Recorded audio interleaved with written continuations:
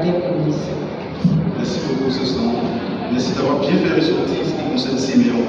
Qu'en est-il de Lévi, frère Saint-Jean-Luc? La tribu de Lévi a fidèlement soutenu le Christ.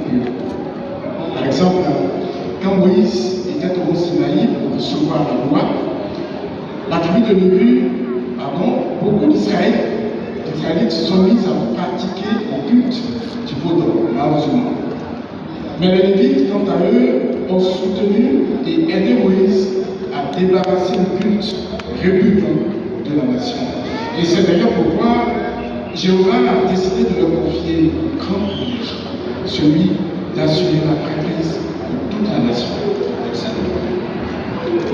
Nous passons maintenant aux leçons avec le paragraphe 12. Quelles leçons plurielles pouvons-nous tirer du cas de Siméon et de Lévi?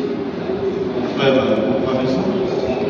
vos décisions, votre conduite ne devrait jamais être guidée par la colère. Il peut arriver qu'un proche ou soi-même soit traité injustement. Et quand cela arrive, c'est normal de se sentir blessé. Mais dans cette situation, l'envie de rendre l'appareil peut paraître la solution, parce que cela peut nous apaiser, nous soulager. Mais c'est le lieu de se rappeler que je n'apprends pas les paroles ou des actions qui proviennent d'une colère amère, comme l'indique Jacques chapitre 1, verset 2. Nous devons plutôt nous efforcer d'agir en accord avec les principes de Dieu en décidant de ne pas nous fâcher. Cette façon d'agir nous épargnera de tant que peut poser une colère mauvaise. Très belle leçon. Une autre leçon, sœur Marie-Thérèse.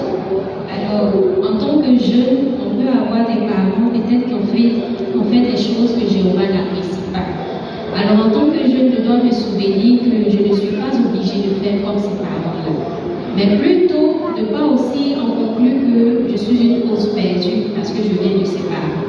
Et faire surtout des efforts pour aller de l'avant, pour faire le bien, et à cela, Jéhovah jouera son approbation.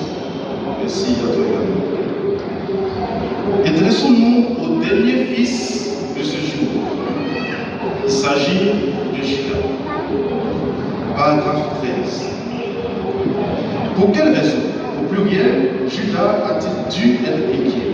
Frère, pardon, nous ouvrir la voie. Judas a dû être inquiet parce qu'il a entendu les malédictions prononcées par son père sur ses frères à cause de leur péché. Et comme lui aussi avait commis des fautes graves, il s'attendait à être maudit lui aussi. Par exemple, il avait avec les autres fils de Jacob pillé la ville de Sichem